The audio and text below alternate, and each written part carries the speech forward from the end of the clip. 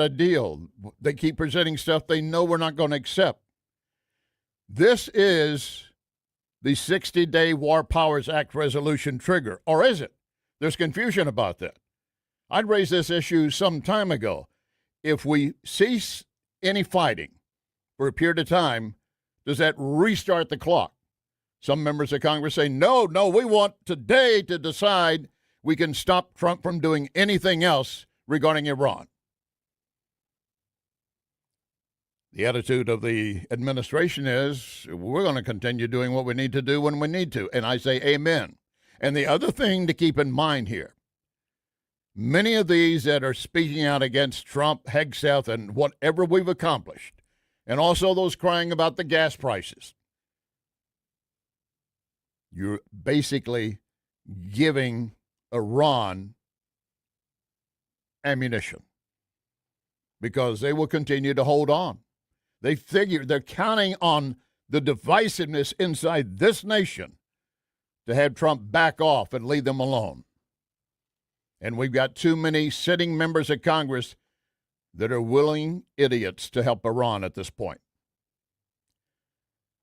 Larry Connors, USA, with you normally Monday through Friday from 6 to 8, but today we're on noon to 2 for you. We will do a replay of this broadcast for you, 6 to 8 this evening, in case you have to miss part of it. And, of course, everything goes up later as a podcast at NewsTalkSTL and LarryConnorsUSA.com.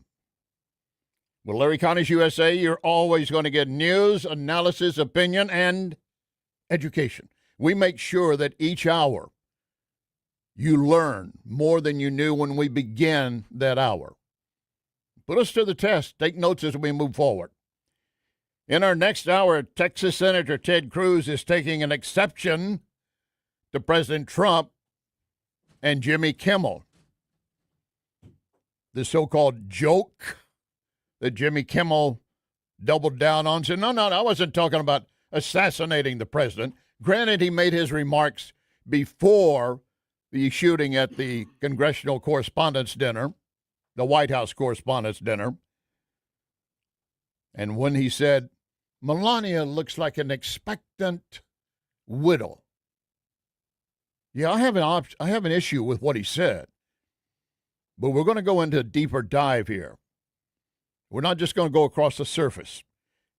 The question for you is, which side will you take? That'll be coming up in our next hour. And later in this hour, Dr. Gilda Carl, real men don't go woke. Do you believe that? She wrote a book on that, and we're going to discuss that issue and what constitutes real men versus woke men. Can they be one and the same? Are they? And in fact, we're hearing a lot saying there is a woke right that exists. As in a woke left, now we have a woke right. Or do we? And the story behind the story, our normal feature at the end of the first hour every day, is the story behind the story. We've had numerous issues that we've covered. Some I've been directly involved in, some historical. And like yesterday, we were focusing on the Dark Rivers movie based upon DuPont chemicals spilling contaminants into numerous rivers, creating major class action lawsuits.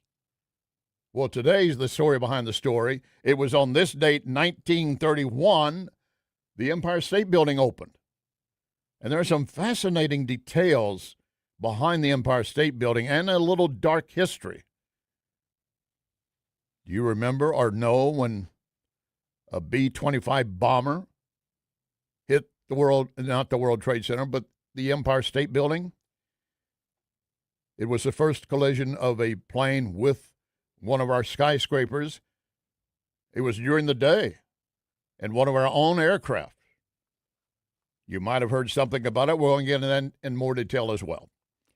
This is May Day. Now, May Day, in many cases, in the original time, maybe you recall in your school, you had kids go out on the playground. They danced around the maypole. It was basically a celebration. The start of May and basically the end of school in the near days. But, of course, for the Soviet Union, it has always been a day for pushing and parading military weapons. It is a communist day in many ways. And what we have going on in our nation right now, May Day USA, we have Democrats teaming up with communists calling for an economic blackout. No school, no work, no shopping protests across the nation. I don't know many who are taking part in it. And what's the value of it? It's just, again, pushing leftist ideology. When it all began originally as a European spring ritual performed on May Day, celebrating fertility, growth, the return of summer. And it quickly got hijacked by the communists and the leftists in our nation right now. We have something like 600 groups, including hardline communists and groups affiliated with the Democrat Party, mobilizing across the nation to demonstrate on May Day, which they consider socialism's high holy day. Now, back to the issue with Iran and what we've got in front of us right now. And that is the War Powers Act. Many were sure that this today would mark 60 days since we first hit Iran, that Trump took his action. But we have ceased shooting and hitting Iran for a while. And I raised a question some time ago. Will that reset the clock on the War Powers Act? Some members of Congress agree, or at least are questioning it. Some, of course, insisting, no, we want to continue. And yet, being this Friday, many have already left. They're not going to be around to vote on a war powers issue. We're going to get into that even more detail in our second hour. But under the War Powers Act of 1973, this coming out of the Vietnam era, the president has 60 days to conduct military action in response to, quote, an imminent threat or an attack on the U.S. if Congress has not voted to authorize a war. Now, without explicit congressional authorization, the War Powers Act says that once that deadline is reached, the president, quote, shall terminate any use of the U.S. armed forces.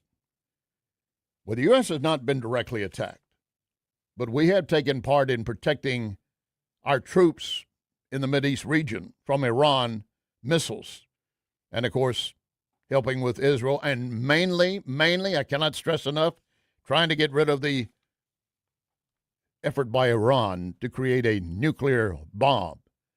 All the noise about the Strait of Hormuz and closing it up, stopping shipping, and, of course, pushing oil prices. The real issue is not that. It is that fact that those ships leave Iran with oil and money flows back to Iran to continue their war effort and to continue building a nuclear weapon. If I asked those listening, raise your hand if you support Iran having a nuclear weapon, look around you.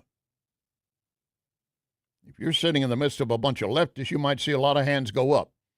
But no one should want this unstable regime to have a nuclear weapon. And then again, among the latest proposals by Iran, Trump had this response. Steve Witkoff told me on this show is that the United States offered Iran to give them enriched uranium so that for medical and powerful purposes, free, if they would give up their nuclear program. Wouldn't cost them a dime, and they declined that, which to me suggested that they really didn't want a deal. Well, and maybe it wasn't a very serious offer, because I wouldn't have approved that. I wouldn't have. I'm not giving them anything. I wouldn't have approved that. They're going to either have a nuclear weapon or they're not. And if they're not, they're in big trouble, even bigger than they are right now. And right now, their economy is collapsing. Inflation's at close to 100%. Their equivalent of our dollar is non-existent. I mean, it's literally non-existent. And they can't do any oil because we have a blockade that's 100% effective. So they can't sell oil. That's $500 million a day. $500 million a day. And yet, Massachusetts Congressman Keating, as Hegseth, Secretary of War Hegseth, appeared before them, he wanted to blast Hegseth and the Trump administration and demonize what we've been doing. But I must tell you, it's the most convoluted I ever heard in my life. This should be public. This is our honor. This is what it makes American a difference maker. This is what we're It's an incredible array of false accusations. And I yield back my time. Gentleman yields back. President Trump, unlike other presidents, has had the courage to ensure Iran never gets a nuclear weapon, and he's ironclad in that. We have the best negotiator in the world driving that deal. The biggest challenge, the biggest adversary we face at this point are the reckless, feckless, and defeatist words of congressional Democrats and some Republicans. 2 months in, I remind you, 2 months in to a conflict. Lest I remind you, and my generation understands how long we were in Iraq, how long we were in Afghanistan, how long we were in Vietnam. 2 months in on an existential fight for the safety of the American people, Iran cannot have a nuclear bomb. We are proud of this undertaking. I am proud that President Trump has had the courage to do it, and I look forward to sharing more about what our troops have accomplished. And they've done a lot. In fact, for an update on where we stand right now, retired four-star General Jack King. Where are we right now? So the American people understand. We've been 3+ weeks into an attempt to negotiate after the Iranians shut down the straits.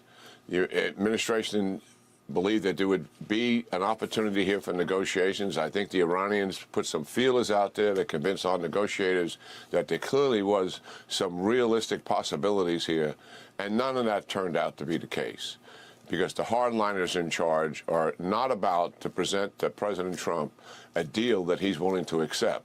That's number one. Number two, he's not going to make a bad deal himself. So we have a stalemate here. They own the Straits of Hormuz, and we have shut down all their exports with the blockade. So we could continue that, and because the blockade is definitely effective. And we can make a huge list of everything that's happening to the Iranians in terms of the economic peril and the suffering is about to take place. But you have to, again, recognize who are we really dealing with here. The guys running the regime, all they care about is staying in power. They don't care about their people. They've demonstrated that time and time again. And General King says we need to finish what we started. Amen, amen. Dems, of course, are crying foul after the SCOTUS court the other day ruled that a Louisiana redistricting map was gerrymandered based on race. They knew it was. They just didn't want that ruling. They believe that black voters belong to them.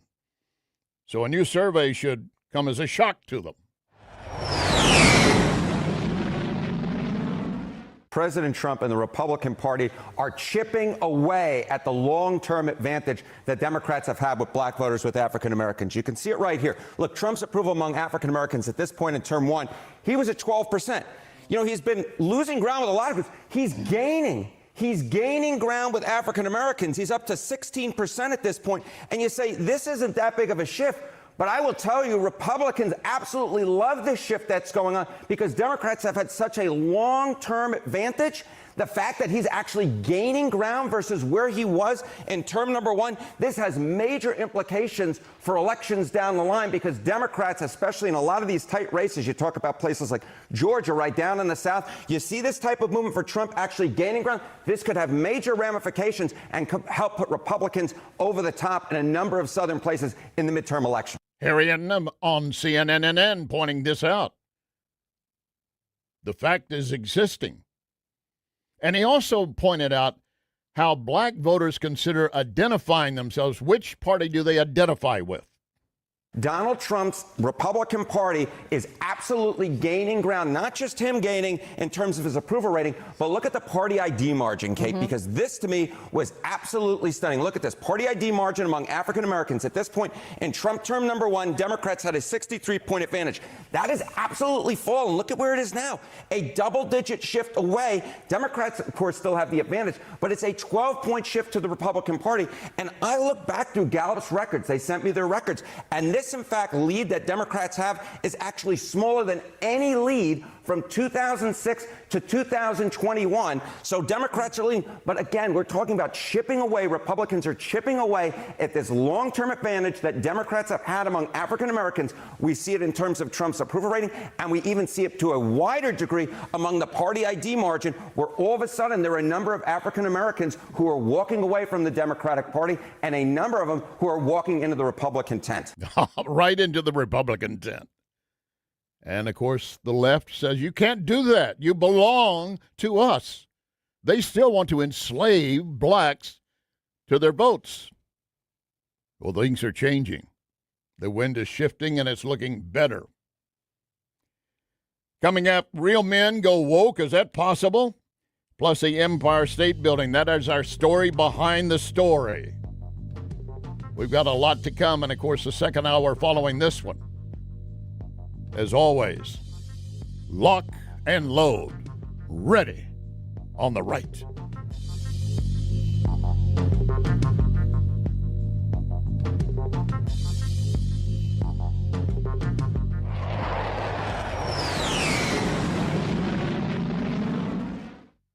This is 101.9 and 94.1. I have to tell you, if this is how they're going to behave, I'm rethinking my position. News Talk STL.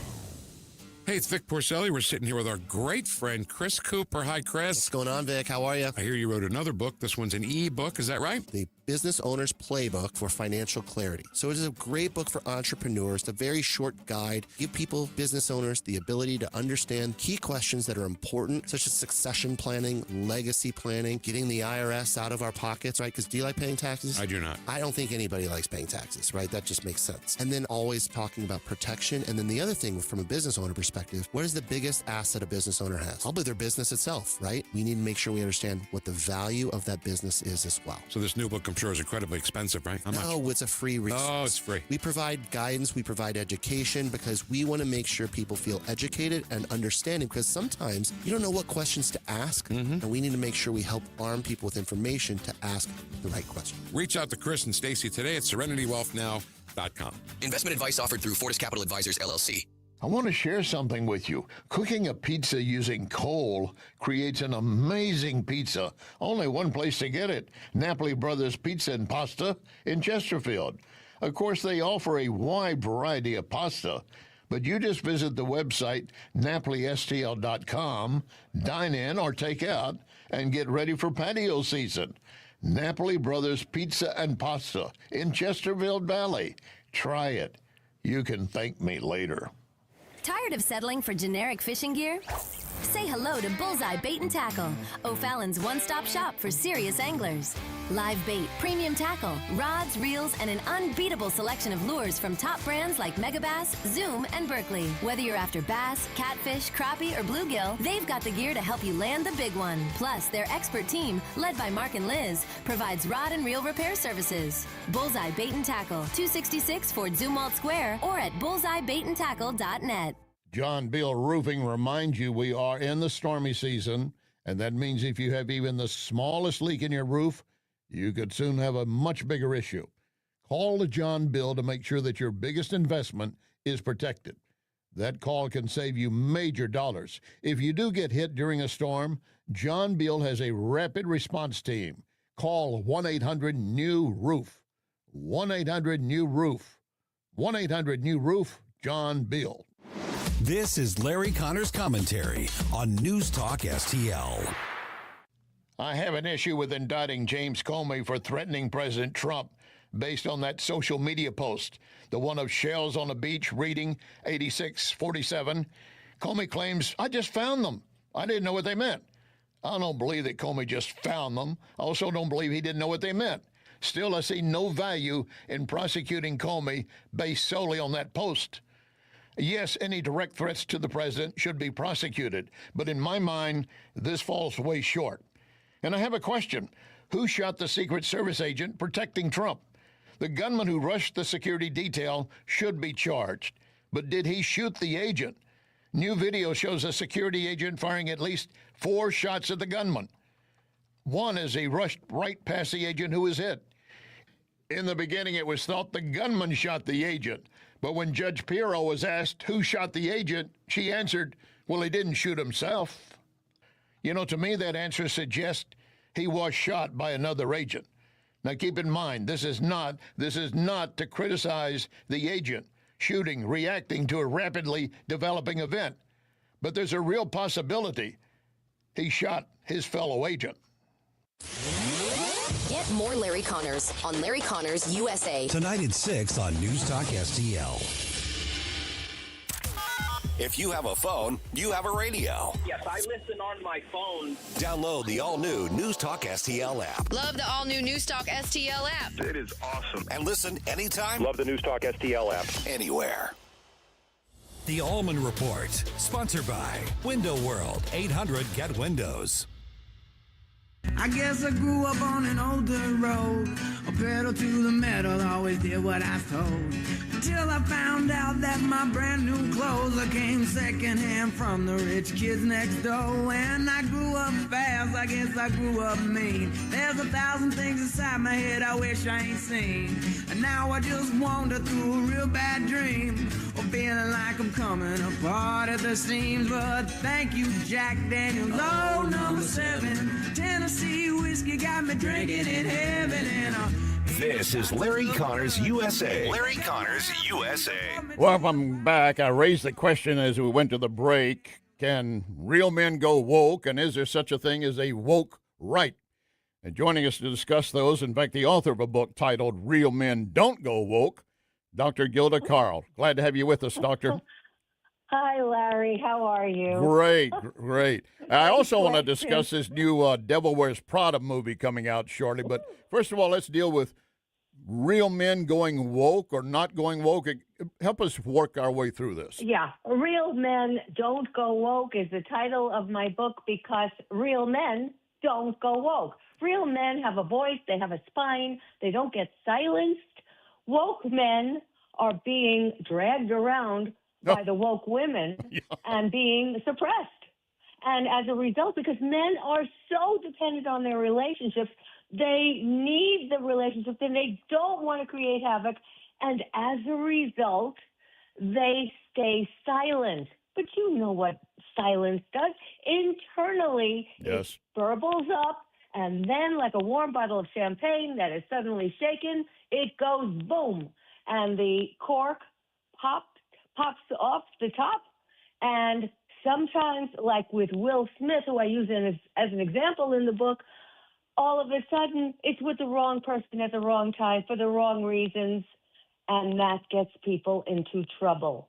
But and sometimes a decent guy is becoming toxic. Well, I was going to say, sometimes a guy's just trying to be decent, thinking, I'm going to be a courteous, I'm going to be a gentleman, I'm going to keep my mouth shut. But when you continue to do that, you fall into acquiescing. Exactly. And it has, all those emotions have to go somewhere. They cannot just stay within the body. They will make us fat. They will make us sick. They will make us incompetent to communicate. But the men don't want to open their mouths. And men have told me on TikTok, I've had long discussions with men, and they have said, I'm not opening my mouth. It's a losing proposition. I'll only get put down. My wife rules the roost, and that's the way it is. And they are disgusted, and they're angry, but they're not opening their mouths because they like what they have with the security that they enjoy at home. Well, I don't see any gathering sessions and let's all hold hands, kumbaya, among conservative men like you do on the left. They all gather and let's all talk peace and sing hymns and everything else. And I'm all about hymns and prayer and everything else, but they congregate together and have solace and support. Woke men on the right, do they have any real support? Well, men in general don't talk to their buddies about how miserable they are.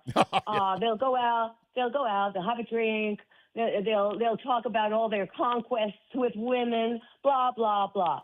And that's not what women do. Women, they pour their heart out and they talk continuously about, I'm so miserable and this guy did this to me and I'm always playing the victim. But they at least have each other for that kind of support and compassion. This is not the case with men. Men would never do that because they would be seen as weaklings Yes. in the eyes of other men. So they don't do that. But that provides an outlet for these women that the men don't have. And this book saved them. This book, I have been thanked by mothers. Thank you for writing this. Men have said they were about to commit suicide because the suicide rate for men is 4 times greater than that of women. Men were about to commit suicide. One man said he was in Brussels, and he said, I was about to end it all. Everything went down. My girlfriend and I broke up. I lost my job. I lost my money, everything. And then I found your book, and I saw a different perspective. Well, and this guy has become a great fan, continuously talking to me. You're listening to Dr. Gilda Carl, author of the book Real Men Don't Go Woke. I would add another line to that title, by the way. Real men don't go woke, and they don't use straws when they're drinking whiskey. I get so ticked off over that. But what you've raised here is very much like my dad. I loved him and he loved me, but he was raised, obviously, at a time when men didn't share those emotions then either. And he never told me directly until many years later in my life that he loved me. I knew he did, but they just didn't break through that emotion. Well, I had the same thing. I had no idea that my father even knew what I did. And then during his funeral, right before that, I was rummaging through his home, and I saw a bunch of articles about me that he had duplicated, passed out to his friends, saying how much he was so proud of me. Right. But it never came to me. And that's a mistake that those men made. Well, you mentioned the mother. You've got a lot of mothers thanking you because they're probably raising sons, and they want to make sure their sons understand what's at stake. And we're not just talking about politics. We're not just talking about life relationships. We're talking about everything. We're talking about everything, yes. It's not just mothers. It's the fathers, too. Matter of fact, there's a father I know who I was working with his son, and he said, read that book again. You're just not following Dr. Gilda's rules. So I was so happy to hear that because, there has to be a source for men. And theoretically, there are plenty of self-help books for women, but there's nothing for men. And this is not a self-help book. This is a book under the category of men's health. That is extremely important. All right. On that point, as I say, lately we've been hearing there is a woke right. Does that exist, and what exactly is it, if it does? Well, that's probably because I don't know any woke right men. I know plenty of woke men who are left. But the woke right men are probably the result of extremism. And they don't want what traditional men want. Maybe they think that being toxic is okay. You know what? As Bill Maher has said, sometimes you're going to have coffee that is decaffeinated. Yet it still has caffeine in it. So you're going to get a little bit of caffeine, just like with men. You're going to get a little bit of toxicity. You're going to get a little bit of wokeness. But in the end, we are after men who will stand up and explain how they are feeling. That's one of the biggest problems that women say to me. All right, my husband, I don't even know what he's thinking inside. I do want to make a mention of the Devil Wears Prada, too, in a moment. But before we do that, the attempts on President Trump and many of the assassinations across the nation and many of the mass shootings are carried out by men who are leftists. Yes, who hate him and have believed all the rhetoric about him being who knows what. But if they think that being a shooter will give them the credibility of opening their mouth in a well-interpreted way, they are dead wrong, because they think that the gun is now their voice. That is not the case. The moment you raise fisticuffs of any kind, with arms or without, that is the moment you have lost your own revolution. All right. You've got to be able to speak. So today, this new movie is opening across the nation, The Devil Wears Prada 2. This was originally off of The Devil Wears Prada, the first one, all about feminism and things of that nature, and a woman trying to find her way in a feminist core. Where is this taking us with the socialization that comes from Hollywood? Well, when we talk about feminists, we talk about women who don't like men, who don't like families, who don't like children, who don't like all of that interaction. They've also turned on Taylor Swift, who used to be one of them. Now they're calling her a trad wife. God forbid she fell in love with somebody who really and truly adores her. This is something some of these women have no idea about.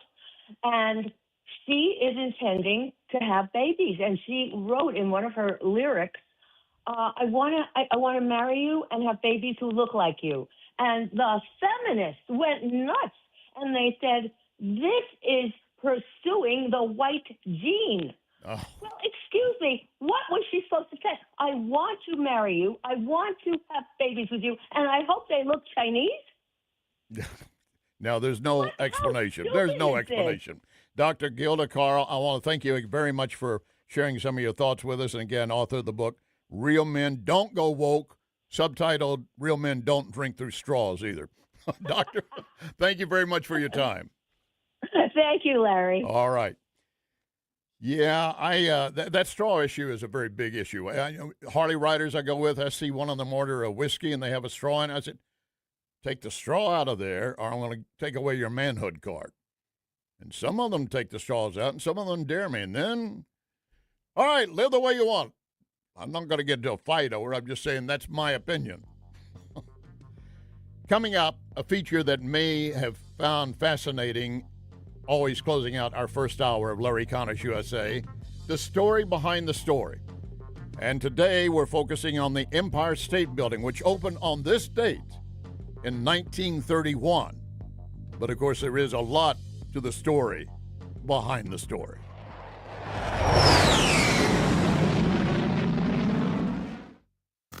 I really like all the things you're saying. News, analysis, opinion. Thank you very, very much. News Talk STL. This is Larry Connors, and my favorite sandwich at Capriati's is a Philly cheesesteak with peppers. Sweet peppers, but sometimes hot peppers. I love Capriati's, and so will you. Open 9 to 9 daily on Manchester at McKnight in Rock Hill. Tim Jones here to introduce you to your new favorite roofing company, Corel Roofing. There were 4 major storms last year. Did your roof take a hit? Do you even know? Most homeowner insurance policies require claims to be filed within 1 year, so time's running out for a closer look. At Corel Roofing Company, you get a local roofing specialist who will advocate for you every step of the way. Give yourself peace of mind. Schedule your roof inspection today with Corel Roofing at CorelRoofingCo.com. That's CorelRoofingCo.com. Is diabetes keeping you from enjoying life's special moments? At U.S. Med, we understand the challenges you face, and we're here to help. With U.S. Med, I can finally manage my diabetes without it managing me. U.S. Med offers a wide range of services to simplify your diabetes care. Personalized care plans, convenient access to cutting-edge diabetes tech, and knowledgeable support. Plus, we'll check your insurance so your diabetes care may be covered at little or no cost to you. With U.S. Med, I feel confident and control of my diabetes. I can finally live my life to the fullest. Don't let diabetes hold you back. Choose U.S. Med and experience better birthdays, better adventures, better anniversaries, and better everything. Call now. U.S. Med. Better service, better care. 800-515-2380. 800-515-2380. 800-515-2380. That's 800-515-2380. Tim Jones and Chris Arps in the afternoon. The House has passed the DHS funding bill. We'll ask Congressman Dr. Bob Onder if the Democrats accomplish anything at all with their shutdown. Tim Jones and Chris Arps. Weekdays at 4 on News Talk STL. The Allman Report, sponsored by Schneider's True Value. Well, they used to make a living off of bathtub gin. When the hippie showed up, weed was in. Well, they profit off of weakness and they always have. Now meth is a recipe for cold hard cash. Something's cooking and it just ain't right. Hell's Kitchen gonna burn tonight. This is Larry Connors USA. Larry Connors USA. Now, Larry Connors with the story behind the story. The Empire State Building soars 102 floors, or 1,250 feet into the air. Add in the antenna, and it's 1,454 straight up into the Manhattan skyline. When I was a kid, my parents would say, if you see the Empire State Building, you know where you are. That's your point. If you can't see it, you're lost. Looming large above the city, it's a testament of human achievement. There's not a day where someone comes into this building and doesn't have that sense of awe. The Empire State Building is a symbol of American ingenuity. Considered the eighth wonder of the world, it is one of humanity's greatest achievements, and people from all over the globe flock here to take in breathtaking views in one of the world's tallest buildings. We can get about 13,000 to 15,000 people a day. Renita Edmond is a VIP ambassador who has been going up to the observatory tower for 28 years. For her, it never gets old. Some people come here because it's their dream. A lot of people come here because it's on their bucket list. And a lot of people have yet to do it. Question for you. Have you been to the Empire State Building? Some years ago when my girls were younger, we took a trip to New York, and I made a point for us to do it. Now, the long line, it was looking like about an hour and a half, making your way through a line to get access to go up to the observation deck. But here's where American ingenuity and being able and blessed to do this, a $50 bill in the hands of one of those controlling the line, and suddenly we were up pretty fast. It's like it works everywhere. You want a better seat at your table, your dining restaurant? Give that guy another $20, maybe more. Vegas, same thing. If you want a closer seat to the stage, that's Enterprise, and it works for them as well as for you. The Empire State Building, as you were hearing in that report, part of a documentary, News 12 documentary, pointing out that the building has a 102-story and was considered for a long time, obviously, the world's tallest building until the North Tower of the World Trade Center was topped out in 1970. Now, there was a battle between the Empire State Building and the Chrysler Building for a while as well. The name Empire State Building got the nickname from New York State. But the 102 stories and the building roof height at 1,250 feet, it is actually taller than that. It's standing at a total of 1,454 feet because of antennas on top of the building. If you've been there, you know it's right down on 5th Avenue between West 33rd and 34th Street. It is an amazing building to see from a distance and even up close. It's obviously been pointed out and used in numerous movies from time to time. And there are a lot of questions about how fast did it take for them to build this? Well, now here is where something really amazing took place. The building on site was rapid. I mean, from the moment they started. It was like supplying an army at work. It was a vertical factory of construction. The project's size generated enormous logistical challenges. Every aspect of that needed to be tracked. The hours of the men, their names for the pay, cranes that would pick the steel from a truck, bring the materials together at the right moment. There were conveyor lines, hoist and assembly lines to get the materials to the men working in the skies. So this is our construction site where you can actually see how the men did their jobs. These are the real men of steel. The building grew at a rate of roughly 4.5 floors per week. 5 days a week these men worked, 8 hours a day. I mean, they needed a job, and they came here and we gave it to them. Who were the men who took to the skies?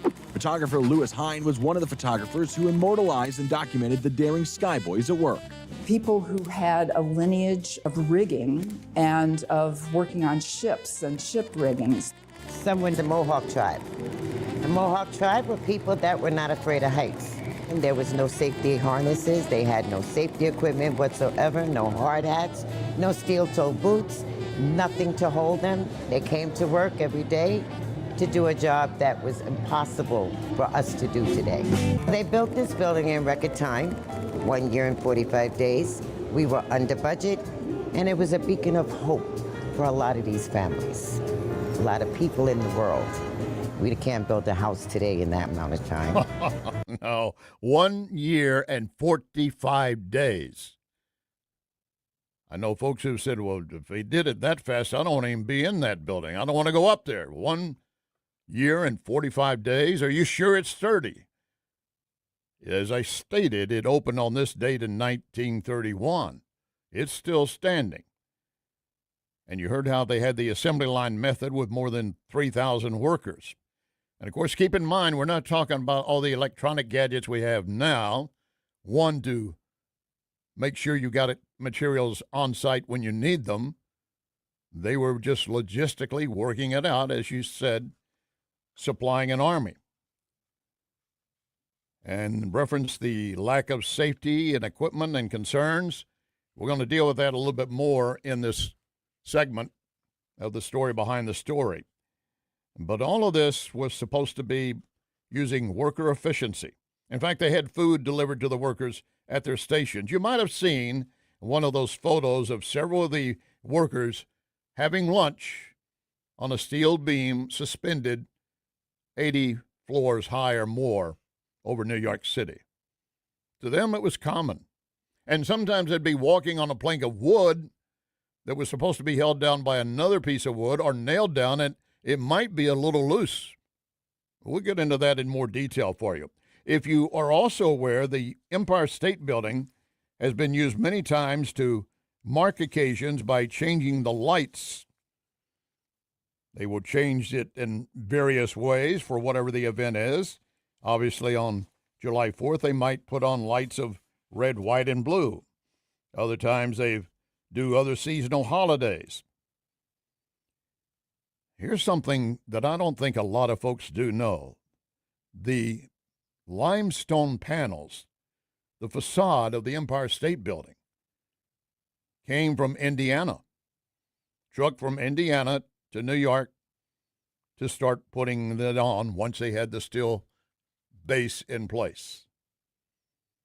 And when they started, 1930, the Depression had just started. So there were a lot of men wanting a job, needing a job, even if it meant working on something that dangerous. New York, 1930. Every dawn, thousands of desperate men, many recent immigrants, lined up for a shot at $1.50 an hour, knowing they might never return home. The official record calls the Empire State Building's construction, completed in 410 days, a triumph with just 5 fatalities. But this version hides workers risking their lives on bare steel and silently dying of diseases that would haunt their families for decades. What really happened in the race to build an icon? And what was the true price paid by those who built it? March 17th, 1930. On that morning, demolition crews were still clearing the last bricks of the old Waldorf Astoria Hotel when the first steel columns for the Empire State Building began to rise. The clock had already started ticking. The developers, led by John J. Raskob and former Governor Al Smith, had locked themselves into a deadline. The building had to be finished by May 1st, 1931, not a day later. The pressure came from more than pride. Existing leases on the land expired that spring. Every month of delay meant hundreds of thousands lost in empty floors and missed rent. So again, they were putting up the Empire State Building at a rate of 4.5 stories a day to make that deadline. Then came the day a B-25 bomber crashed into the building. So yes, there is more to the story behind the story. You are listening to Larry Connors, USA. I know many of you enjoy the food, the drinks, the service at all Napoli locations. Well, lately someone is spreading false rumors about Cafe Napoli in Clayton. Some claim the Clayton location will be closing. Founder Tony Piatosa and sons Andy and Kai want me to assure you that is false. Or in their words, if you think we're closing, forget about it. So continue enjoying all Cafe Napolis. Cafe Napoli. This is Larry Connors USA. Larry Connors USA. Now, the end of the story behind the story. In 1930, safety was little more than a rumor on American construction sites. There were no fall nets strung beneath the beams, no harnesses clipped to belts, no hard hats as standard gear. The so-called safety helmet had been invented a decade earlier, but on the Empire State job, most workers wore only cloth caps or battered fedoras. A few foremen might don a hard shell, but for the men balancing 1,000 feet above the pavement, there was no such shield between skull and steel. Walkways were narrow planks, sometimes laid loose across the skeleton of the building. Guardrails, if present at all, might run a few feet along a busy path before vanishing into open air.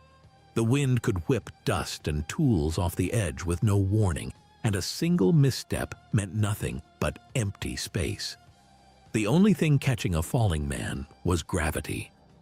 Rivet gangs and iron workers moved in a world where the smallest error could be fatal. Yet the pace of the job left no time for caution. No checklists, no daily inspections, no regulations enforced by city or state. The Occupational Safety and Health Administration would not exist for another 40 years. Companies set their own rules, and on the Empire State, the rule was speed above all. If a man was injured, he was replaced by another from the line downstairs. No questions, no investigation, just a name crossed off a ledger. And in the beginning, the industry standard said for every $1 million spent, one life would be lost. Estimated at the time, it was going to be $40 million. So you're talking about 40 lives lost. There were only 5 lost, and I don't mean to dismiss them casually, but considering the heights and what they were going through, no safety harnesses, no safety nets, pretty amazing number. And then we had July 28, 1945.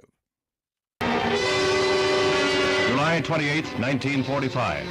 New York City was shrouded in a smothering blanket of fog when scores of people heard a low-flying plane heading south. Then an explosion. What had been a wartime dread had happened. An Army bomber lost in the overcast had crashed into the towering Empire State Building. Scores of warplanes passed over New York daily, but this one had wandered from the airport beam, dropped down to 900 feet, and ripped into the building. Parts of it blasting completely through the 79th floor and landing across the street. With most elevators knocked out, firemen had to drag hoses 11 flights from the 68th floor to fight the flames. Disaster units organized for wartime went into action.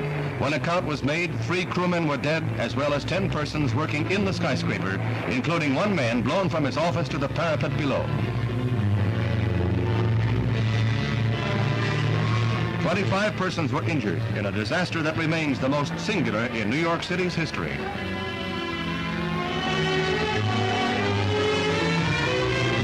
High-octane gas from ruptured fuel tanks threw a sheet of flame through the offices. This was a funeral pyre for most of the victims, who could not be identified for many days.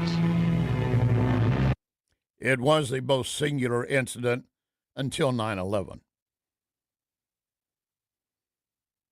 And despite the damage and loss of life, many floors were open within a couple of days. At the time of the plane hitting the building, an elevator operator, Betty Lou Oliver, fell in her elevator 75 stories and survived, still holding the Guinness World Record for the longest survival elevator fall records. I don't think anyone wants to challenge that. And then it was a year later, 1946, another plane narrowly missed hitting the building. Unidentified twin-engine plane apparently scraping past the observation deck enough to frighten the tourists and send them scrambling. I do remember that when I got the call from my daughter on the date of 9/11, and she said a plane had hit the World Trade Center, I was assuming some kind of fog conditions over New York. How would it happen? Turning on the TV, seeing clear blue skies, and then watching a second plane hit the World Trade Center, I knew we were under attack. But that first time a skyscraper in New York was hit, July 28, 1945, the B-52 bomber. B-25 Mitchell bomber. There will be another story behind the story for tomorrow. We still have another hour to come. Remember our pledge, one nation under God.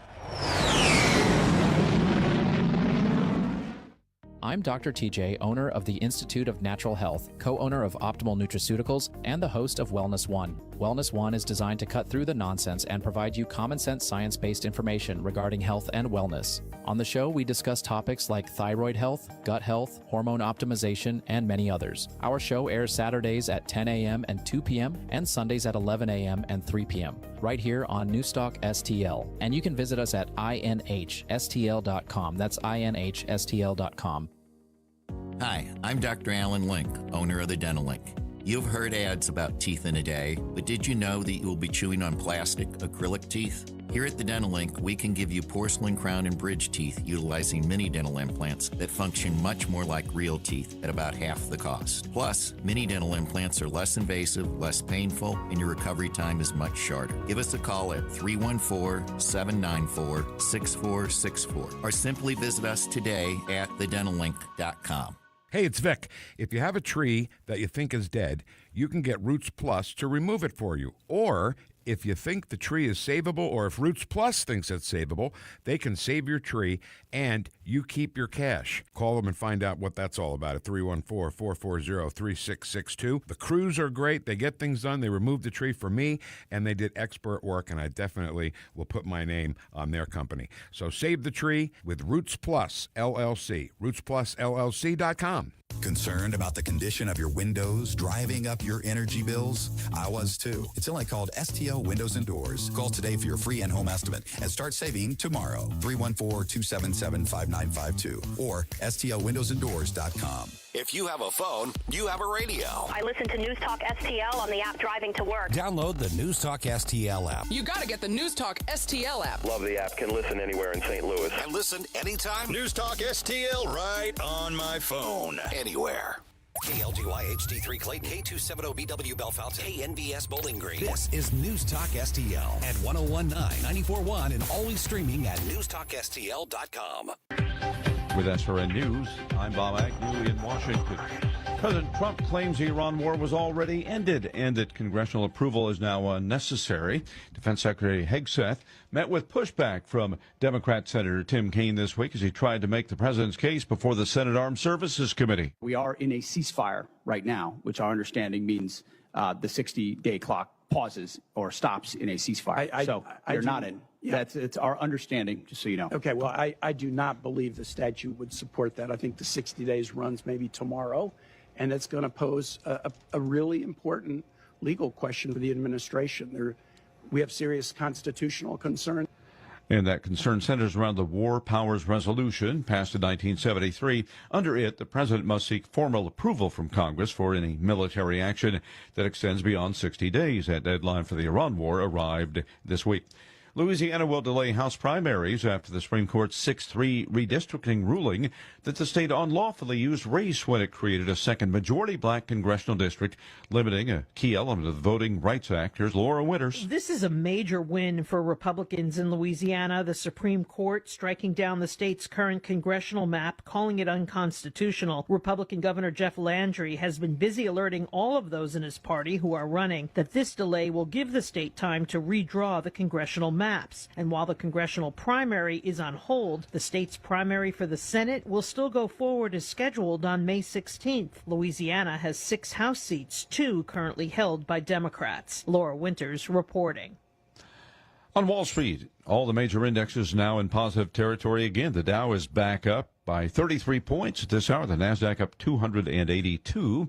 The S&P 500 right now 42 points to the good. You'll find more of these stories at townhall.com. There's a moment nobody talks about with weight loss. It's the moment it stops working. The diet that worked before doesn't. Eating less stops moving the scale. That's not random. When your body's under stress, it slows your metabolism. That's why quick fixes eventually fail. At PhD Weight Loss, they focus on restoring your metabolism. And right now, when you call and mention Mike G, you'll get 2 free weeks and they'll pay for the cost of your food. Call 864-644-1900. That's 864-644-1900 or visit myphdweightloss.com. Spring cleaning isn't just for your house, it's for your life. If your job is getting old, it's time to clear the clutter and spring into IT. Go to My Computer Career. My Computer Career helped me get the skills and certifications I needed to start a new life as an IT professional in months, not years. Earn the certifications the top employers are looking for right now. Visit mycomputercareer.edu and take the free career evaluation to see if it's time to spring into IT. Financial aid is available to those who qualify, including VA benefits. This hour of News Talk STL is brought to you by Rodney and Jen Wallner and the entire Wallner home selling team at Berkshire Hathaway. Call them today at 314-810-SOLD. 314-810-SOLD. From the Michaels Flooring Outlet Weather Center. Partly cloudy skies, cool and dry today. The high temperature in the low to mid 60s under the sunshine. A little increase in cloudiness this afternoon and maybe even a passing shower late tonight into very early tomorrow. It's going to be cold tomorrow and again on Sunday morning with lows in the 40s. Maybe a patch of frost possible on Sunday morning. And we'll probably see some showers and storms by Sunday night into Monday. But low 60s on Saturday, mid 70s on Sunday. Have a great weekend. In the First Alert Weather Center, I'm KMOV meteorologist Kent Earhart. Want to work with a winner? Follow the multiplier. 279 times growth in total market cap in the past nearly 30 years. 50 times growth in client assets. And ranked the #1 wealth management firm for employee advisor satisfaction by J.D. Power 3 years in a row. Choose a winner. Choose Stifel, where success meets success. Stifel Nicholas & Company Incorporated. Member SIPC and NYSE. For J.D. Power 2025 award information, visit jdpower.com/awards. Are you tired of hard chlorinated water drying your skin out, tasting bad, and ruining your fixtures? Jones Air and Water Treatment has a solution to this pollution. Our Hydratech H2O leaves you with great tasting, soft water at all fixtures in your home with one unit. Call Jones Air and Water at 636-899-1040 or visit us on the web at joneswater.com. You can be a filter or buy a filter. Jones Air and Water, 636-899-1040 or joneswater.com on the web. Call us now. Don't miss a baseball showdown at Busch Stadium when Shohei Ohtani and the LA Dodgers roll into the Lou, May 1st through the 3rd. Kick off the weekend with Friday Night Live and a must-have short-sleeve hoodie giveaway. Saturday brings a Mason Wynn bobblehead celebrating his Gold Glove Award. Then Sunday features a sleek Blade collar shirt giveaway. Big names, big matchups, and big giveaways all weekend long. Tickets at cardinals.com/promotion. This is Mason Wynn. Get your tickets at cardinals.com. The 1-2, and that's grounded up the middle. Diving play, Mason Wynn to his feet. He throws, he got him! What's up, Cardinals fans? Mason Wynn here. On Saturday, May 2nd, when we face the Dodgers, you can take home the Mason Wynn Gold Glove bobblehead presented by the Shane Company. It's got my chain, my first gold glove, my whole look, just how I rock it. Plus, a few rare all-gold baubles will be randomly mixed in for 500 lucky fans. This is one you won't want to miss. Get your tickets now at cardinals.com/promotions. If you have a phone, you have a radio. Download the all-new News Talk STL app. Love the all-new News Talk STL app. And listen anytime, anywhere.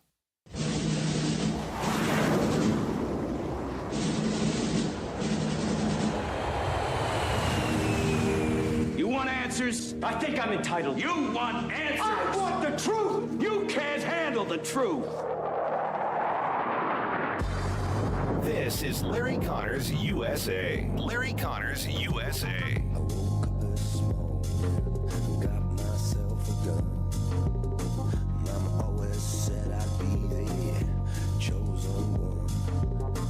They don't care about their people. They've demonstrated that time and time again in terms of their economic peril that they put them in themselves and also killing them to make certain they stay in power. So they, in their minds, can outlast us in the sense that political pressure, getting closer to the midterms, economic pressure with gas prices on the administration, they believe even though we have the economic blockade, at some point we will end the war, stop everything, or make a deal with them that meets some of their objectives.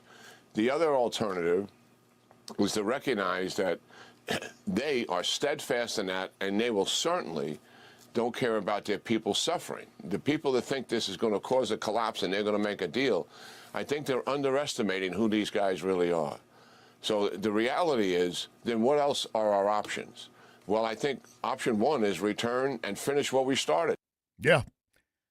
4-star retired General Jack King. Return and finish what we started. And all of the noise from the left, and that includes some Republicans joining them, claiming that this should be declared as a War Powers Act violation if we continue past this date, because May 1st marks the 60-day mark since we first hit Iran. Secretary of War Hegseth and others are saying, no, we have paused the fighting, so you have to restart the clock on that 60 days. But we're going to get into that in more detail, and plus this issue of Dems and others aiding and abetting the enemy, and I'm the one raising that question. But I'll tell you why as we move forward. Welcome to Larry Connor's USA. Jamie Allman taking some well-deserved time off, and I'm glad to be sitting in and doing our program here during the noon hour. If you missed any part of it, it will be replayed for you tonight between 6 and 8 p.m. as normal. And with Larry Connor's USA, you're always going to get news, analysis, commentary, and education. You will leave this hour with more knowledge than you have right now, and specifically regarding the aiding and abetting definition and the War Powers Act. Now, we have so many on the left that have been trying to destroy whatever our troops downrange in harm's way have been trying to accomplish. I want to remind you, this is not just a blockade of oil for Iran. Yes, that's an important part of it. China relies on 80% of the oil that comes through from Iran. And that's how Iran, in turn, gets money to continue its war machine and pay for its terrorist activities. 20% of the world's oil goes through the strait. Now, we don't have to rely on it because we're energy independent. Plus, we have Australia. We have Venezuela oil also now being added since we removed Maduro. And the Trump administration opening up more oil and gas leases. But Europe, as a general point, is getting a little bit more concerned. And you're going to hear from the left, boy, we're moving into travel season. The airline prices will be going up because of fuel. Yep. And we'll be paying more at the gas pump for a road trip. Yep, you might well be. But don't put that in front of the issue, and that is making the world safer. Where is the spine that is lacking from those who whine constantly about, oh, some prices are up? Do you have any idea what your forefathers went through during World War II? Even if they had all the money they could to buy whatever they wanted, items were rationed. You were only going to allow a certain amount. And they didn't put up any whining. They went to work helping the effort. Stephen Miller, Deputy White House Chief Advisor, says right now we have a lot of leftists he considers and equates to being commies. The Democrats are the party of communists, radical leftists, crazy lunatics, and America haters. Every time they have tried to go after President Trump with their hoaxes, their witch hunts, their lies, their scams, fake news, their persecutions, all they've succeeded in doing is making President Trump more popular, more successful, more beloved by the American people, and humiliating themselves in utter disgrace. And every time they make these pronouncements, it emboldens Iran with the belief that if we hold out just a little bit longer, the political pressure will become so great against Trump and his administration that Trump will simply back away. In other words, they are aiding and abetting, in my opinion. Now, what exactly does that constitute if you're looking at issues of war and criminal liability and penalties. The key elements of aiding and abetting. This is according to the Department of Justice. As I told you, this is not just blustering and pontificating, but giving you education. To be convicted of aiding and abetting, prosecution must prove beyond a reasonable doubt that, one, a crime was committed, an acknowledgement of purpose and intent. Now, a lot of this applies not just to a war action, but crime in general. Key difference is, of course, if you're looking at crime versus war, well, you're talking about a getaway car driver, someone providing weapons. But anything you're doing to denounce what your nation is trying to do across the world, that is aiding and abetting, in my opinion, the enemy. Do you agree or disagree? You're entitled to your opinion. And President Trump is saying that he is considering pulling U.S. troops out of Germany, Italy, and Spain. Why? Because they have not done a damn thing to help with the blockade. We don't really need them, but we're all part of NATO, are we not? And those same countries, they want to tell you that we work with the U.S., we're part of NATO, part of UN, but right now they've done nothing. Louisiana Senator John Kennedy says if you look at what we've accomplished, we're doing it without anyone stepping up to help us. We destroyed most of Iran's nuclear weapons program last June when we bombed them. But our spies picked up that Iran, after that, decided to change their plan. Their new plan was to produce so many missiles, ballistic, cruise, and drones, stockpile so many missiles that they could turn to America and say, look, we're going to restart our nuclear program.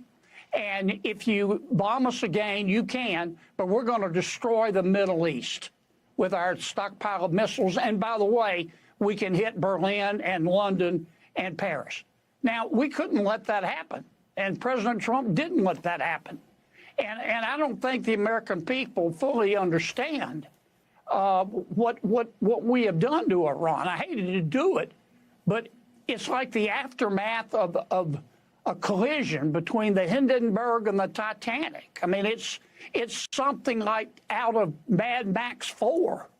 It'll be 15 years before Iran can come back. Yeah, and keep in mind when he talked about the ballistic missiles Iran has, it can hit Berlin, Paris. They can even hit Moscow. But take Moscow out of the equation.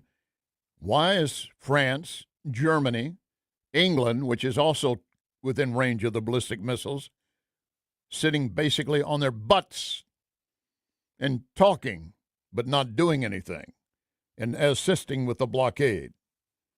Still, John Kennedy, Louisiana senator, has this evaluation.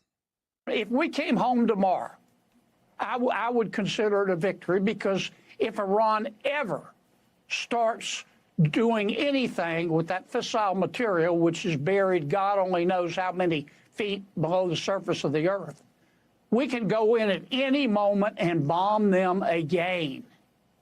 And that's why I say the blockade is, I hate to put it this way, sort of icing on the cake, and the president's going for more concessions, and I think he should. Don't misunderstand me.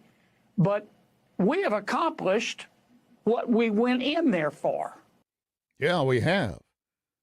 And the key is no nukes for Iran, which Obama put in place with an agreement he signed on behalf of our nation. It was not a treaty. It never went to the Senate because it never would have passed the Senate. But he, with other world leaders, signed off on a deal with Iran, and Iran, according to Obama, they will not have a nuclear weapon on my watch. He was in the closing year of his term. No, they weren't going to have a nuclear weapon in that time. Now, you're going to hear valued debates back and forth about how close Iran was to a nuclear bomb before we started this latest action.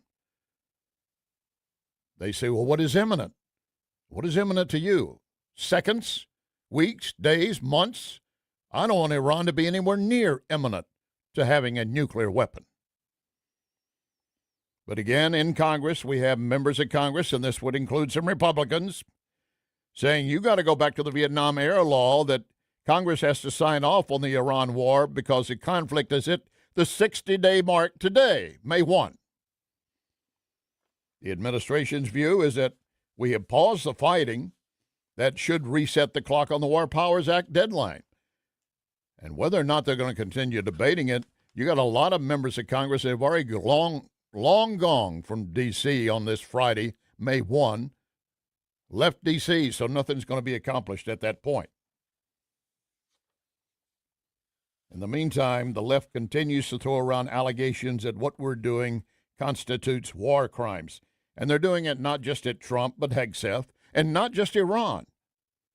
But when it comes to targeting the narco boats, the White House Deputy Chief of Staff Miller on the Dems' guilt. The Democrat Party committed war crimes against this nation by flooding our country with foreign terrorists.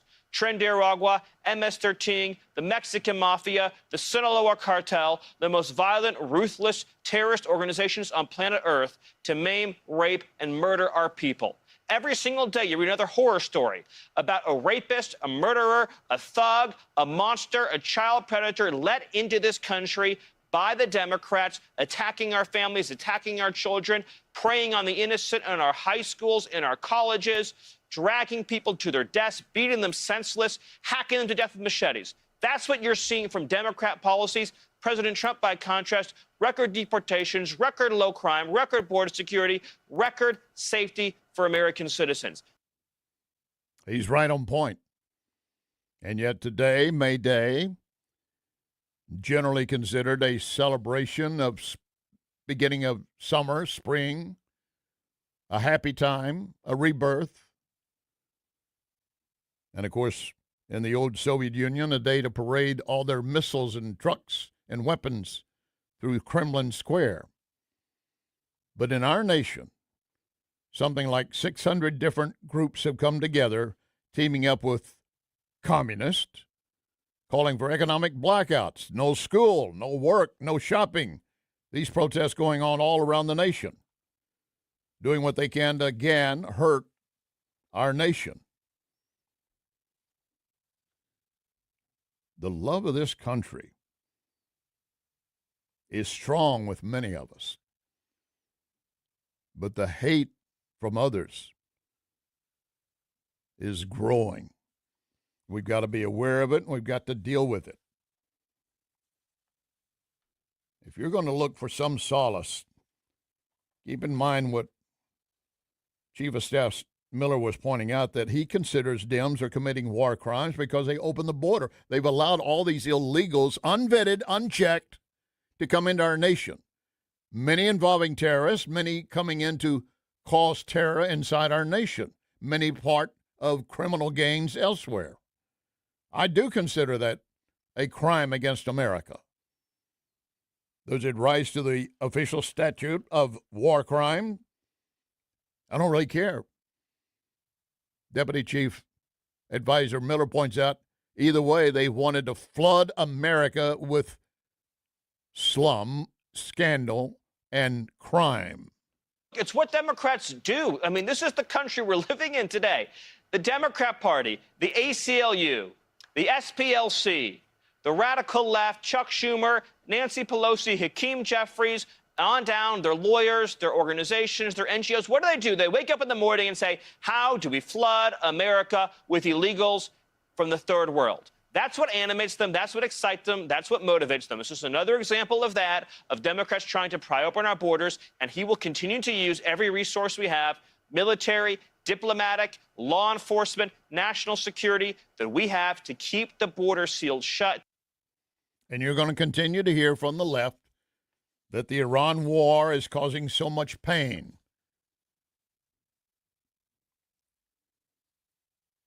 The AAA national average price for regular gas did soar more than 9 cents higher in one day, as of today, jumping from $4.30 yesterday to $4.39 today. And it's 33 cents higher than the same 5-week average previously. All of this is going to be short term. Even analysts that are not partisan point out that this is not going to be a long-term event for the U.S. We have our oil and gas. But yes, if you're planning a trip to Europe and flying, you might well be paying higher prices than you expected. And in particular, in a foreign country, because they don't have the access to oil and gas we do. If the left had had their way, we wouldn't have that access at all.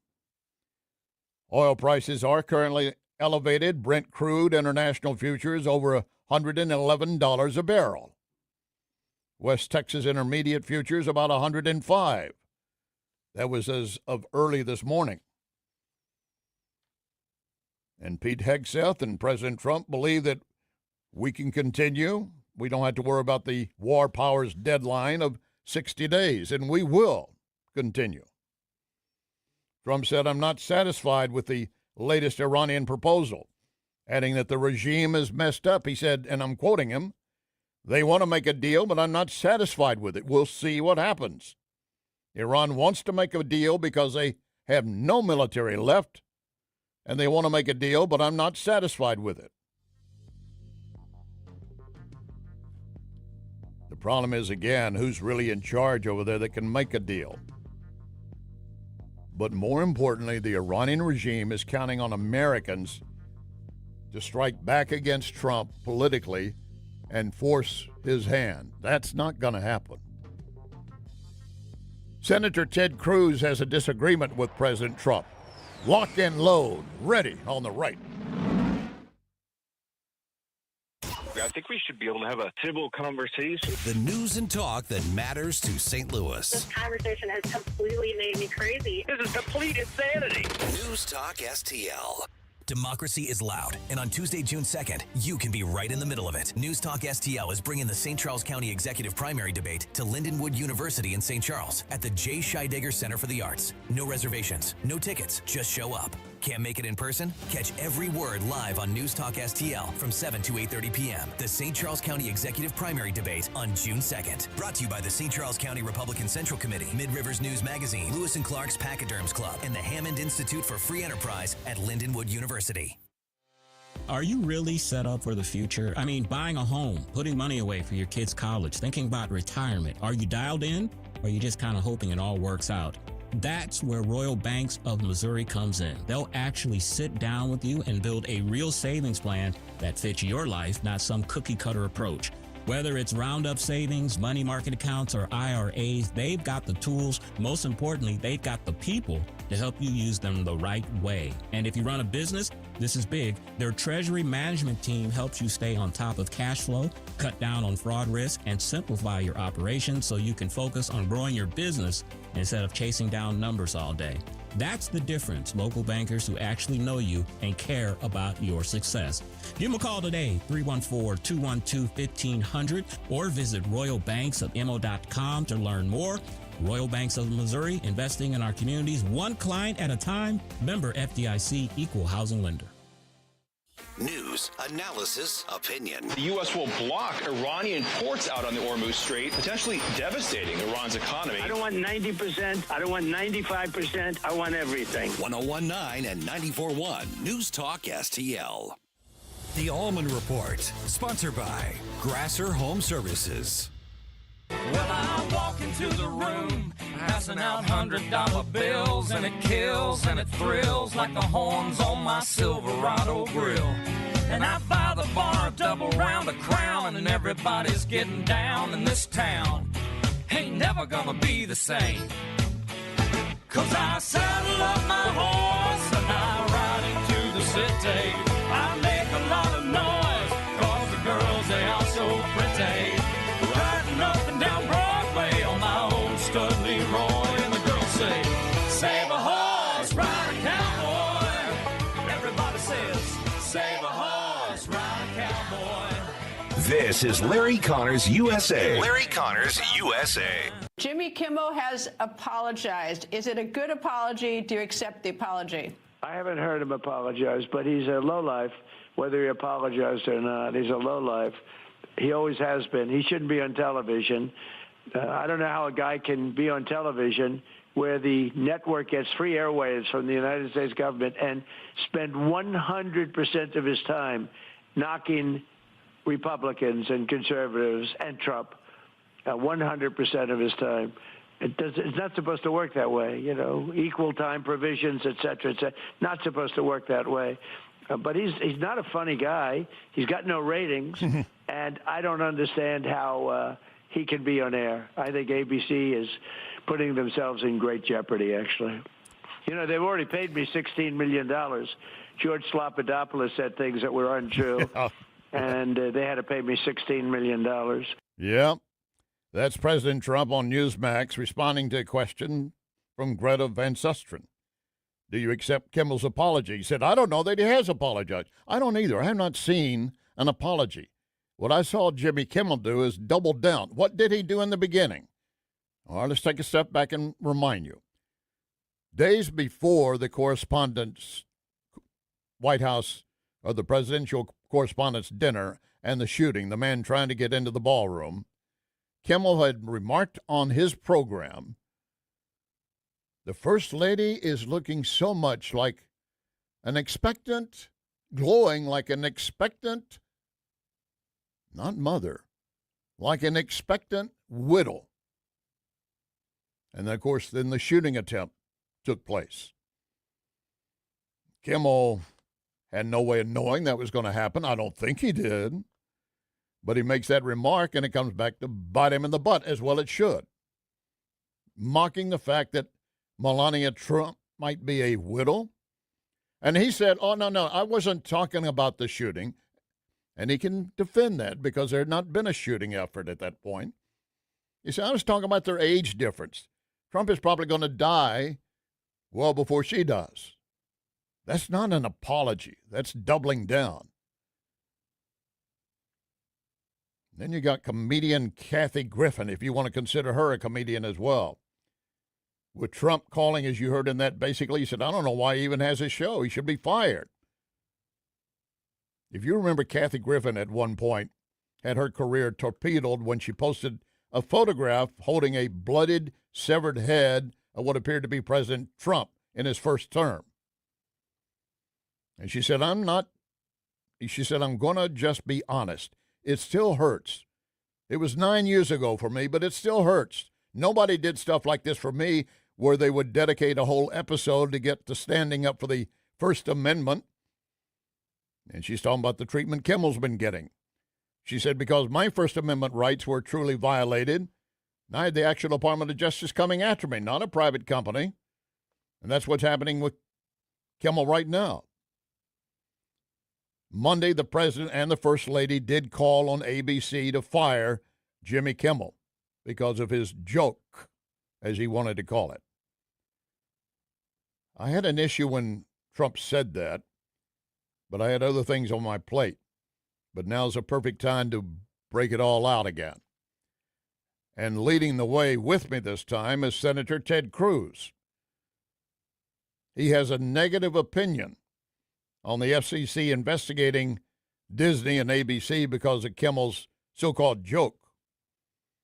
The FCC, led by Trump-appointed, Brendan Carr, moved to speed up a renewal process for the broadcast licenses for Disney's 8 ABC-owned local TV stations.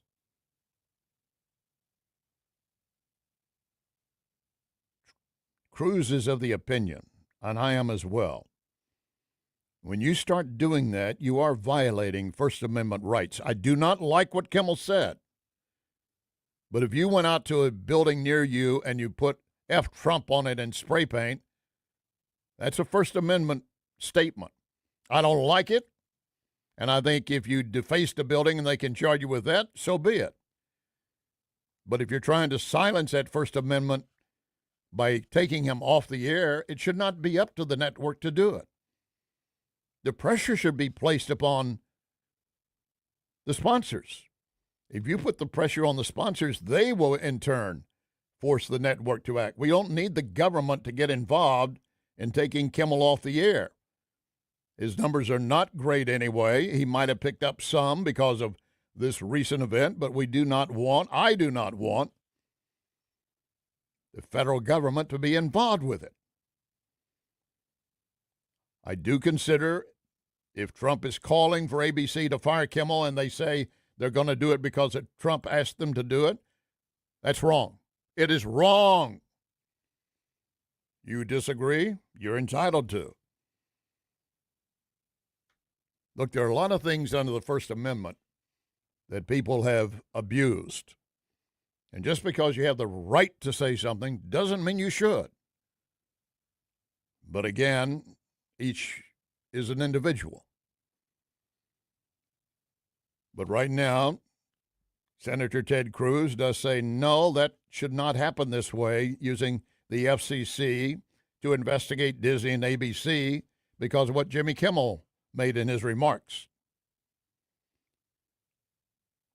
Trump did say that, in his opinion, the so-called joke was a despicable call to violence and that he should be immediately fired by Disney and ABC. The president's obviously free to make that statement. I do consider he's right. It's a despicable call to violence, even though it happened before an act of violence. But then to call for Disney and ABC to fire Kimmel? Melania had also responded to Kimmel's remarks, saying he should not have the opportunity to enter our homes each evening to spread hate. You know how you solve that? Turn the damn channel, or don't turn it on. That is the thing that gets to ABC, the corporation, the sponsors, their ratings, their money. That's how you get action. In the meantime, you've got Vivian Kubrick, daughter of filmmaker Stanley Kubrick, attacking Erica Kirk. She is, of course, the widow of Charlie Kirk. She's calling on President Trump to kill Turning Point USA. In an all-caps statement on her Twitter account, she said, I have never witnessed such a ghastly, inauthentic, phony performance in my life as a speech by Erica. Now, what was she talking about? Erica was basically talking about life without Charlie and trying to get members of Turning Point USA, which he founded, to stand strong. So here's Kubrick's daughter saying, if we're to win the midterms, you need to kill Turning Point USA and let some honest-to-God, authentic, super smart young patriots rally the American youth to fight for America first. I think she's speaking out both sides of her mouth. Do you? And then she says, at the very least, Trump, your association with Turning Point USA and this monstrous failure, her words, of Erica Kirk, you need to get rid of, kill it.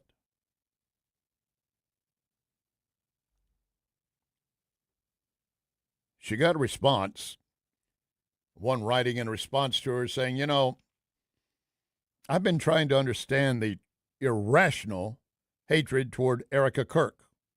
Charlie loved her. He selected her. He trusted her. And what I think right now is happening, people are mad that she is not Charlie. She's not Charlie. We get it. But why so much unchained hatred of Erica carrying out his mission? Another one writing, look at you mocking a widow of two small children after her husband was assassinated. Great job on that female empowerment stuff. Still another reacting. You must be a Democrat. TPUSA is a nationwide youth organization. TPUSA is Charlie's GOP, and you can F right off. Still another. This is pure delusional madness. That is fact. And that is the issue we have in front of us. I really don't care if Kimmel keeps his show or not. I think he should be canceled, but let the network make that decision, not get the government involved. And again, if the pressure is put upon the sponsors, they will pull the plug. I'm surprised. In fact, I'm sure inside their board meetings, they are discussing that. If the money's not coming in, I don't care how good everyone thinks someone is, they will not last. And I will state again, I've yet to hear Kimmel, quote, make an apology. He doubled down trying to explain why he did it. That's not an apology. Coming up, the fraud and cheating among the Democrats.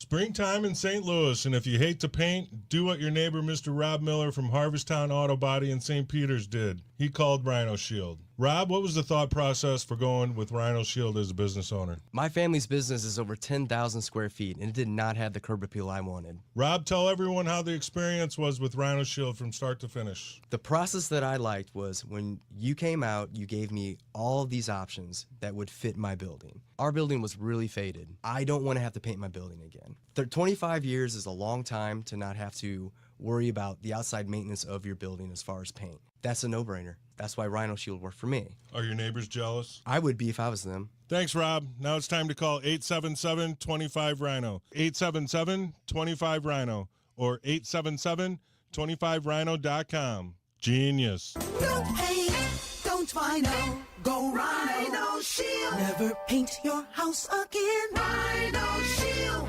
Mother's Day is almost here, and Anthony's Produce has everything you need to make it special. We're blooming this season with locally grown flowers, gorgeous hanging baskets, colorful bedding plants, and stunning flowering pots. Plus, our huge selection of rare tropical plants is sure to impress. And don't forget Mom's sweet side. Treat her to a fresh fruit bouquet or indulgent chocolate-covered strawberries. Our shelves are stocked with the best produce in town, too. Anthony's Produce. Open 7 days a week, 7 to 5. On Jungerman Road or at anthonysproduce.com.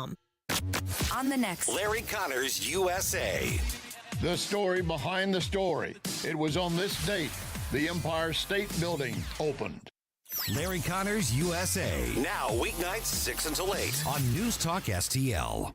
The Allman Report, sponsored by Stars Gourmet Food and Wine Shop. Must be the whiskey. I've been drinking to remember and drinking to forget. I got I love you on my mind. I got Jim Beam on my breath, and loneliness has got the rest. I've got nothing left within me.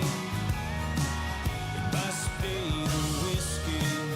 This is Larry Connors, USA. Larry Connors, USA. As President Trump has said, the Democrats are only good at two things: sticking together and cheating. That's all they're good at. Their policies are terrible, unpopular, and hated. Open borders, record crime, coddling criminals, massive taxes, shutting down American energy, shutting down American oil production, transgender for kids, transgender for everybody, radical indoctrination in our schools, and bowing and surrendering to our enemies at home and abroad. That's the Democrat Party. That's what President Trump is fighting against each and every day.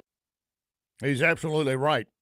White House Deputy Chief Advisor to Trump, Stephen Miller. And we're talking about not just the fraud that is taking place with the blessings of many Democrat leaders, but even their participation. But we're also talking about this general malaise in the nation and anger and angst because Trump is president. Riddle me this. Are you listening? Are you listening? If Trump were not president, some other Republican serving as president, would we see this much division? I don't think so. But then again, the way the left has hijacked the Democrat Party, you might still see that happening. And everything he listed as to what they've done in opening the borders and everything else, opening up crime, and then creating fraud, and their indifference to the American public in general. And it's blowing back in their face. They do know it, but they're trying to put on their best face. I want to read you something and share something with you. The socialist mayor, she proclaims herself a socialist in Seattle, Katie Wilson, had a response to reports that millionaires will be fleeing Washington state due to taxes and various far-left policies, as they've been doing in New York and in California. And you know what she had to say in response? She had a one-word response to millionaires leaving. Bye, and laughing. And she did that in an auditorium filled with other leftists. They loved it. We don't need them. Get rid of them. We're good. Let them go.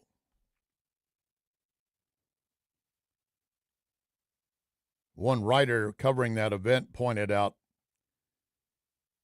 she and the others are laughing about the exodus of wealth from Washington state by saying bye, then laughing, and we are doomed. All of these blue cities and blue states that believe that the wealthy are not paying their taxes, and yet those same leaders in those blue cities and blue states are among the wealthy. I don't want to hear another proclamation, declaration, sermon from Bernie Sanders on taxing the people that are getting away with paying taxes. Bernie is wealthy, has at least 2 homes, but he doesn't consider himself wealthy. And even the other day, and I ran a clip of it, if you were listening. If you didn't, shame, but I know you can't listen all the time. That's why every program of Larry Connors USA is put up as a podcast, available at NewsTalkSTL, LarryConnorsUSA.com, or Larry Connors USA Facebook. But Bill Maher himself was talking the other day. Hey, this is getting to the point where it's going to hurt me. He doesn't consider himself a multi-billionaire, and he's not. But he's certainly a multi-millionaire. And what happens with a socialist communist view? You start supposedly at the top, hitting only those people, showing that you're trying to get them and help the people down below, and eventually you drop the ladder rung or two, and pretty soon you're in the backyard of middle America, taxing and overtaxing them.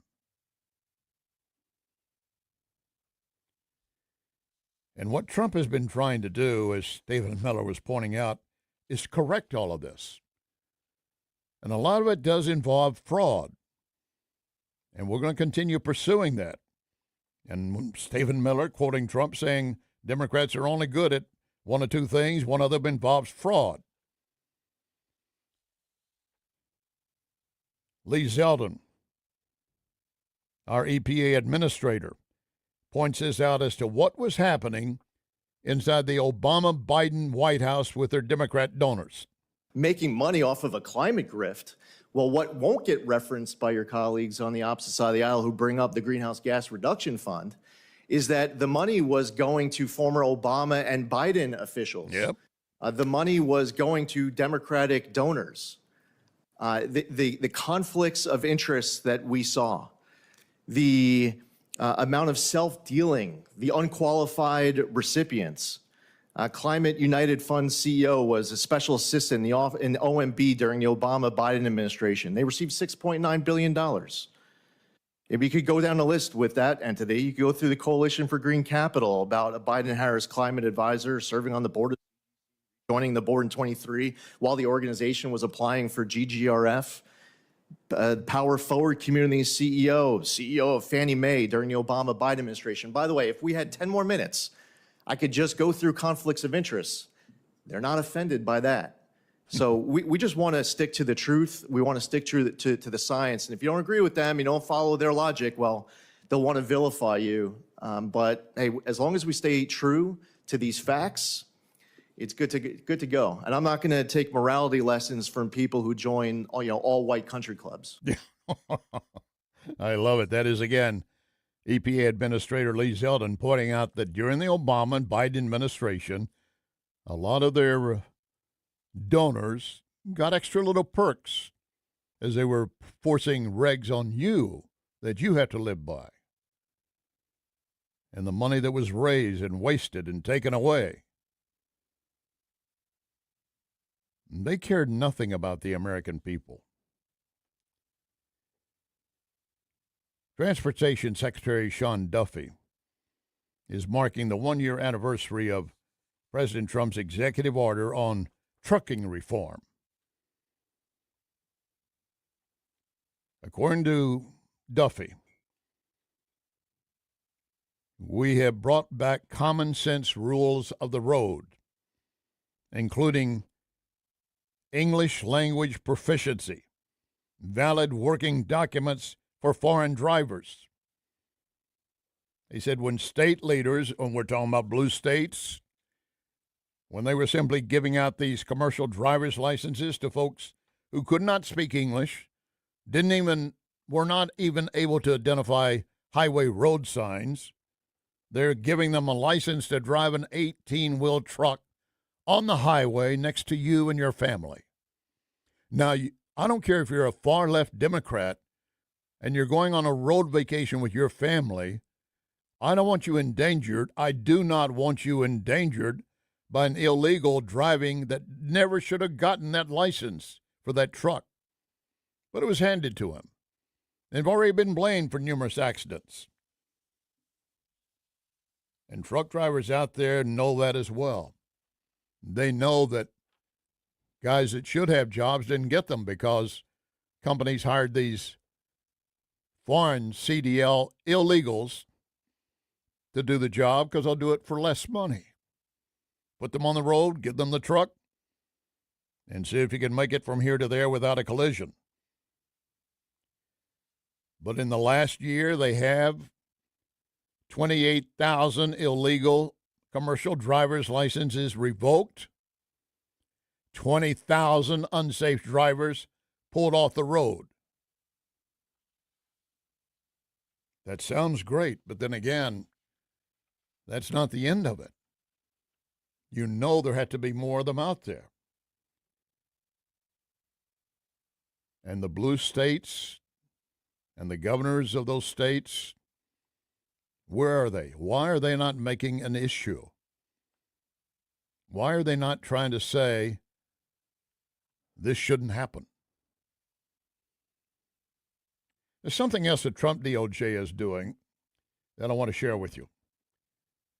They are now pushing Mexican President Claudia Sheinbaum. You either choose between protecting the cartel-connected political party that got you into power, or you help fight the drug cartels. For now, it appears she's moving to protect her party. It all began this week when the Justice Department announced the unsealing of an indictment against a sitting governor of Sonora, Mexico. We know by past, many of the politicians in Mexico are linked to the drug cartels. And in some cases, they're trying to make money, but they're also trying to stay alive. If they go against the cartel, they might be hanging from a bridge along with the members of their family. So I'm not saying it's an easy stance to take. But all the drug cartels coming together, trying to get more drugs into our nation, and the left wants to claim that we're guilty of war crimes because we shoot these boats loaded with large packets of white powder. They're not fishing boats. They're high-speed boats meant to evade detection and capture.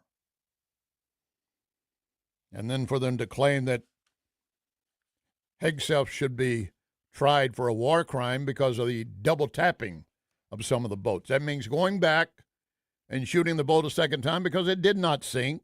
It might still make progress, and the cargo is still intact.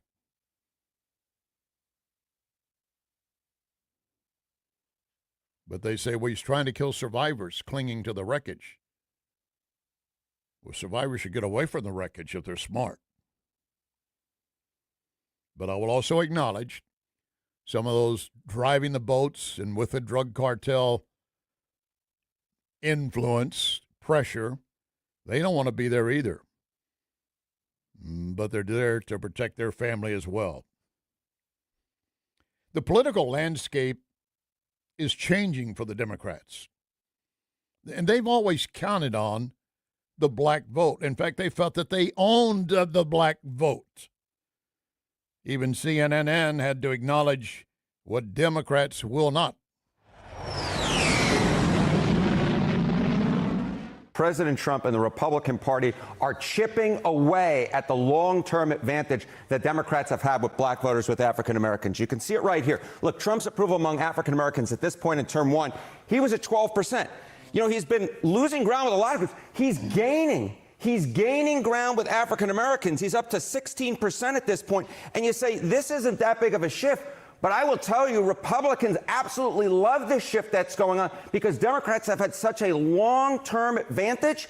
The fact that he's actually gaining ground versus where he was in term number one, this has major implications for elections down the line because Democrats, especially in a lot of these tight races, you talk about places like Georgia, right down in the South, you see this type of movement for Trump actually gaining ground. This could have major ramifications and help put Republicans over the top in a number of southern places in the midterm election. In the midterm elections. We're not even talking about the next general election.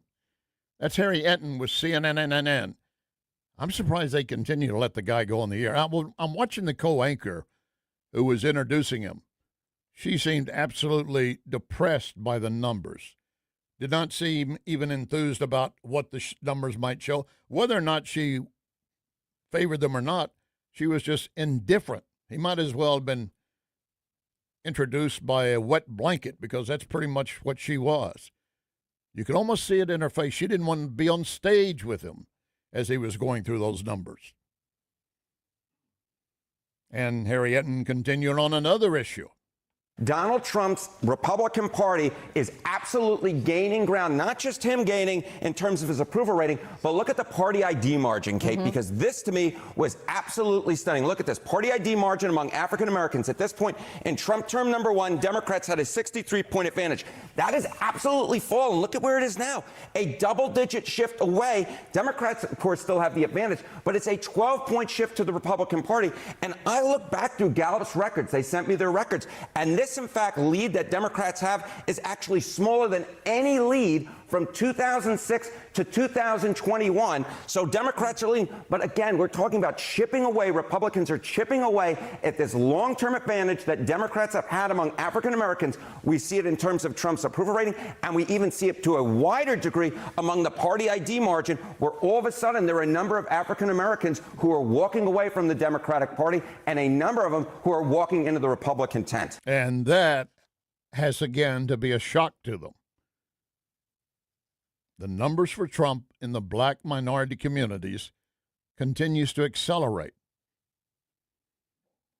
The Democrats, and like I said, they have treated the black vote like you belong to us. They have been treating them like slaves. You belong to us. You can't vote anything but Democrat. And on top of that, you're too dumb to go get a voter ID or even do anything else, so we'll help you. We'll get you the polls, get you to vote our way, and then we'll take you back to the urban plantation and pick you up the next time there's to be a vote. Black Americans are smarter than that, and they're recognizing, no, we do not have to fall under that, and they're not going to. One of the latest polls from the Washington Post, by the way, ABC, saying 60+% of Americans disapprove of what Trump is doing in Iran. That takes me back to the starting of today's program. That kind of remark and that reaction, you're aiding and abetting Iran because they want to see pressure on Trump. Thanks for listening. Remember our pledge, one nation under God. Hey, it's Susie Moore. If new flooring makes you think hassle, think again. because Michael's Flooring